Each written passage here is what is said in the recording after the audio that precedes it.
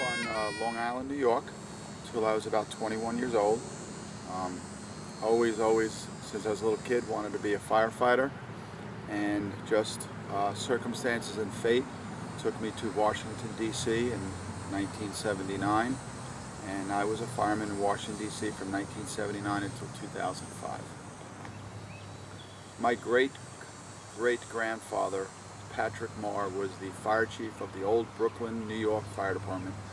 When they merged with the New York City Fire Department, he became a deputy chief with the New York City Fire Department, founded the training school, the pump school in the New York City Fire Department. My grandfather was a New York City fireman. So yeah, there's a lineage, of a heritage, a bloodline that goes all the way back to the late 1800s.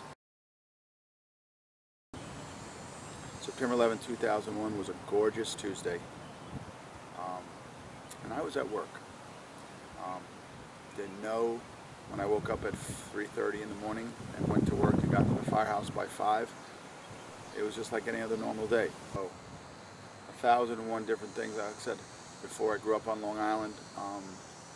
The initial reports coming out of New York was after the second plane hit the building that there was a terrorist attack. The city of Washington, D.C. and the fire department are mobilized. Again, Washington, D.C. is, we do protect the President of the United States, all the sitting members of Congress, the citizens, and the visitors of our nation's capital. So it put us right smack dab in the middle of it. The one ironic thing was, in the city of Washington that day, there were 2 major fires that on any other given day in the history of our department would have made pretty much national news. But it got just overshadowed by, you know, all the tragic events of that day. I never, ever let myself forget that day.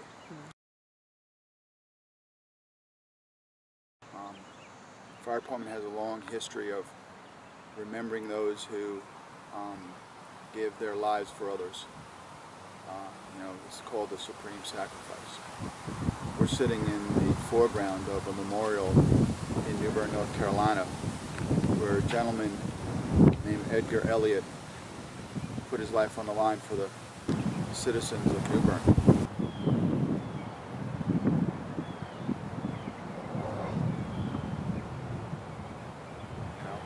Firefighting is a young man's career, as is the military, and you know, we're always a brotherhood. We think about others before self, and you don't want to let that go, but you know, that just keeps me attached to that thought profession just a little bit.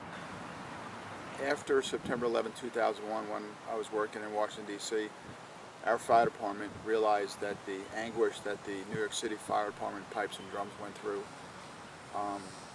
taking care of their own. They actually lost one of their members of their band, one of the drummers.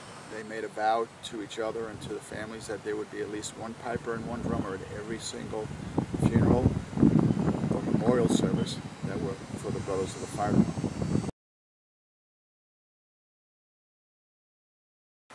I am very blessed in life.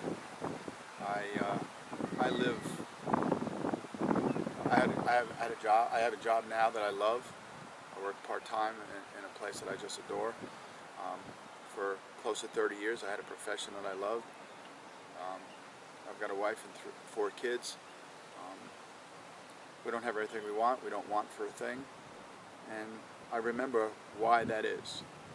Yourself and other people basically have fought for the freedoms of this country that enabled me to live those rights and freedoms, and I don't forget that. So I heard a saying that I use kind of as a tagline. I don't take credit for it, I just repeat it so other people understand it.